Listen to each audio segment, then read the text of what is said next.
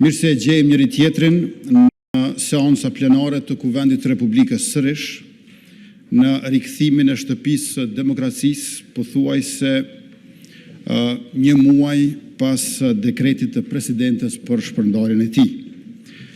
Dekreti i lëshuar ishte në shpërputhje me Kushtetutën e Republikës Kosovës dhe ka krijuar një situatë e cila kërkon qartësi, jo konfuzion, e cila kërkon përgjegjësi, jo shmangje. Gjykata kushtetuese ka folur për natyrën e Republikës sonë demokratike parlamentare dhe për kufijtë që kushtetuta i vendos çdo institucioni. Në këtë rend, shpërndarja e kuvendit nuk është instrument për të tejkaluar vështirësi politike dhe mbi të gjitha është vërtetuar e dëshmuar edhe nga gjykata kushtetuese tani që presidenti nuk mund të shpërndajë vullnetin e popullit as nën presion të afateve e të paqartësive kushtetuese. Vullneti i popullit nuk anulohet me dekrete dhe rrjedhimisht as nuk shpërndahet. Tani pas qartësimit dhe vërtetimit të kësaj të vërtetë të pamohshme, sot nuk kemi një boshllëk institucional përpara nesh, por kemi një detyrë të qartë. Kuvendi është funksional dhe i kthehet punës tij. Mandati i deputetëve është dhe përgjegjësia ndaj proceseve politikave publike është edhe më e madhe.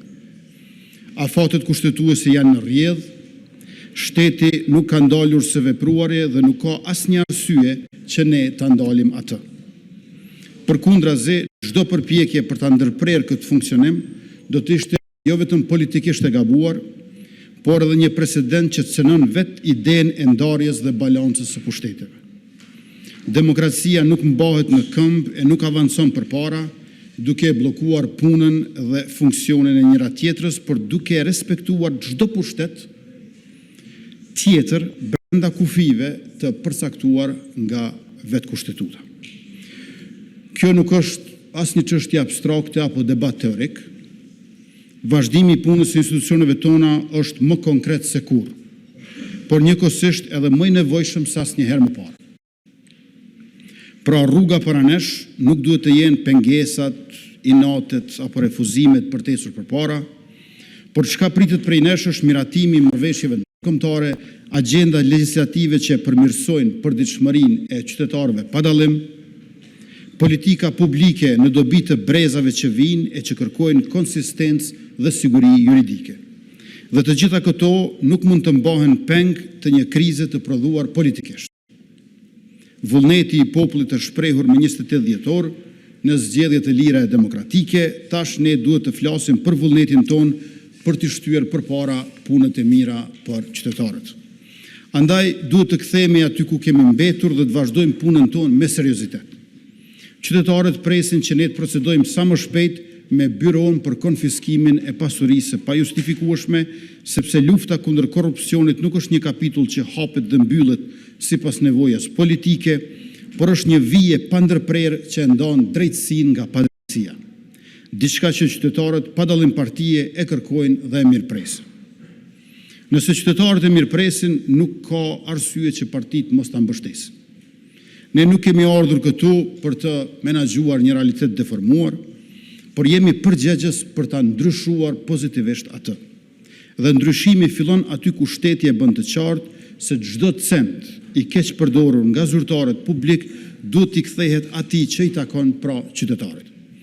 Nëse qytetari i zakonshëm duhet të jap llogari për çdo cent që fiton, atëherë edhe ai që është pasuruar në mënyrë të pajustifikueshme duhet të jap përgjigje për çdo euro që ka abuzuar.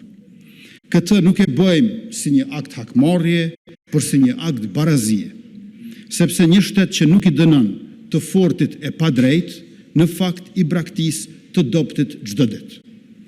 Nëse i kërkojmë tatimin secilit që punon me djers në ballë e me mund fizik a intelektual dhe vjen i raskapitur çdo mbrëmje, atëherë cila është arsye që të mos kërkojmë nga ata që pa asnjë përpjekje i qel mëngjesit pasuruar. Derisa presim mbështetje për ligjin për byron, pra abuzimet me fondet publike, ne gjithashtu presim mbështetjen në mbrojtjen e qytetarëve nga abuzimet me çmimet e larta. Pozita dhe opozita janë dëshmitar që qytetarët tanë kanë ankesa për abuzime me çmime të larta. Atëherë, nëse pajtohemi për problemin, duhet pajtohemi edhe me zgjidhjen. Me fjalë të tjera, duhet ta rikthejmë ligjin për çmimet tavan, jo si një debat ideologjik, por si një përgjigje konkrete ndaj një realiteti që çdo familje e ndjen për ditë. Bota po kalon nga kriza në krizë, një luftë që ka nisë nuk përfundon, fillon një tjetër që as mendonim se do të nisë, dhe nga pandemia e vitit 2020, tash te lufta në Ukrainë në vitin 2022, e së fundmi edhe kjo lufta në lindjen e mesme, ndërkohë që krizës energjetike të vitit 2022 po i shtohet edhe ajo e vitit 2026, ju e dini që secilë sfidë jemi përgjigjur me pak kohë konkrete ekonomike, me që jemi munduar që në çdo dimension në mandatin e kaluar të ndihmojmë secilën kategori shoqërore. Por, sikur në secilën krizë, ju e dini të nderuar deputet që dikush zgjedh të përfitoj. Ka tregtar, biznese të mëdha që e kanë keq përdor krizën për të arritur megjithatë artificialisht çmimet. Andaj kur çmimi i produkteve bazike rritej për te çdo logjike ekonomike, kur tregu e humb sensin e drejtësisë dhe qytetari mbetet i pambrojtur, atëherë shteti nuk mund të fshihet prapa parimeve abstrakte. Ai duhet të ndërhyjë me maturi, por edhe me vendosmëri.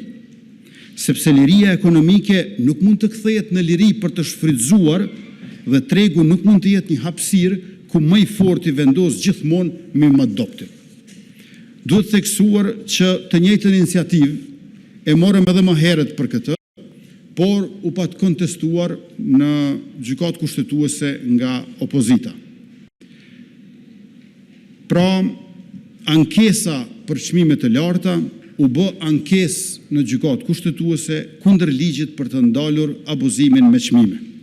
Ta shumë shpejt do risjellim këtu për ta votuar dhe presim që edhe opozita të reflektojë të na mbështesë në këtë projekt ligj, sepse ky projekt ligj i ri, por në thelb i vjetër, i mbron nga abuzimi me çmime të larta të gjithë qytetarët, pra ata që na mbështesin neve si mazhorancë, por edhe qytetarët që mbështesin PDK, LDK, AK e kështu me radhë.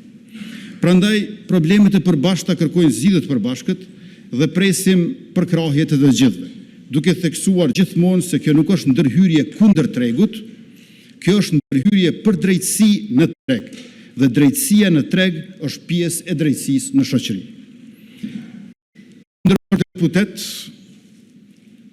nëse shteti duhet të jetë i drejtë në ekonomi, ai duhet të jetë po aq i drejtë në hapësirën publike.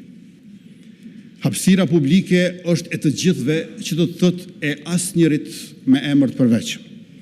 Dhe këtu hyn një tjetër çështje që nuk mund të anashkalohet. Mediat. Një demokraci nuk jeton vetëm nga vota qytetare, por edhe nga fjala e thënë. Dhe kjo duhet të jetë e lirë për të qenë e vlefshme. Por fjala nuk mund të jetë e lirë nëse është e kapur nga interesat fshehta. Raportimet për financime me thas parash nuk janë vetëm një problem i etikës profesionale. Ato janë një kërcënim i drejt për integritetin e debatit publik. Sepse kur paraja hyn në mënyrë të padukshme, ajo nuk blen vetëm hapësirë mediatike. Ajo blen ndikim, orienton narrativën dhe në fund deformon perceptimin e qytetarit. Një qytetar i dezinformuar nuk është qytetar i lirë. Ai është i manipuluar dhe siç tregojnë edhe raportet, ky manipulim po vjen direkt nga armiqtë tonë, por që fatkeqësisht po gjejnë edhe argatin e tyre brenda vendit tonë. Ne nuk kemi asnjë interes të kufizojmë mediat. Përkundrazi, kemi interes që ato të jenë më të forta, më të pavarura, më hulumtuese, më kritike. Por pavarësia nuk mund të ndërtohet mbi fshehtësi që financojnë shpifjen dhe dezinformimin. Liria editoriale duhet të jetë e garantuar, por ajo duhet të shoqërohet me transparencë të plotë, të pronësisë dhe të financimit.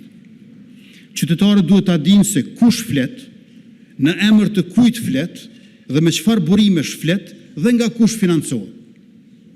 Nëse secili biznes tjetër jep përgjegjësi për financat dhe burimet e tij, media gjithashtu duhet të jenë në të njëjtin nivel të përgjegjësisë.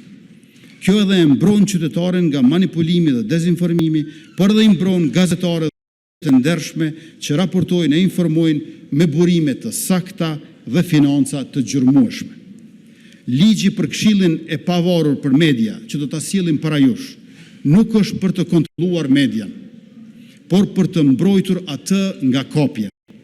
Cenzurë është pengesa e lajmit të drejtë, jo e lajmeve të pavërteta me financime të dyshimta.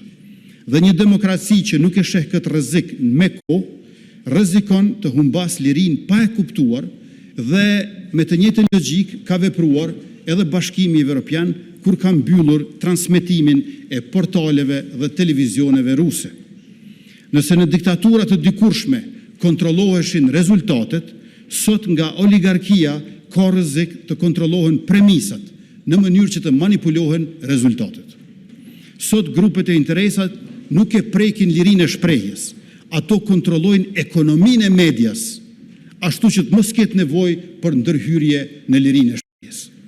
Të nderuar deputet, në fund të gjitha këto çështje, nga dekreti te marrëveshjet ndërkombëtare, nga lufta kundër korrupsionit, te drejtësia në treg dhe transparenca në media, lidhen me një parim të vetëm që duhet të na udhëheqë, por edhe të na bashkojë, sundimi i ligjit.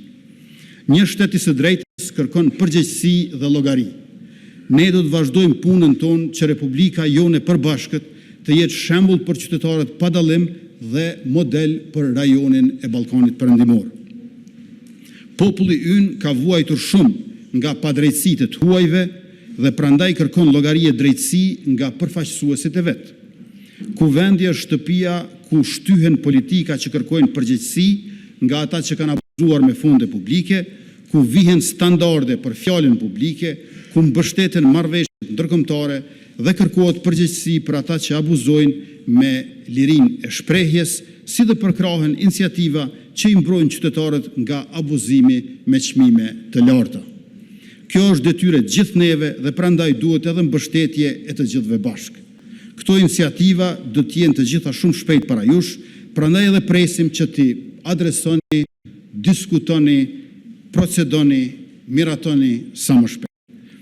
Prandaj sot nuk e kemi luksin e pjesës, nuk e kemi luksin e blokadës dhe nuk kemi nevojë për zgjedhje të reja, të sërishme si ikje nga përgjegjësia që na takon. Kosovën, institucionet e saj legjitime, me vullnet të shprehur rishtazje qartësisht nga qytetarët, duhet të lënë të punojë. Ka pasur mjaftueshëm zgjedhje e rizgjedhje dhe qytetarët kanë folur mjaftueshëm. Tani na duhet të punojmë sa më shumë që të mundemi bashkë e jo të kemi blokada të reja që nuk e lën vitin e vjetër të jetën kaluar. Blokadat, grackat, kleçkat, taktikat nuk janë mendësi e zhvillimit, por e ngecjes. Është koha që të ecim përpara dhe të jemi në krye të detyrës, veçanërisht në këto rrethona jo të lehta globale.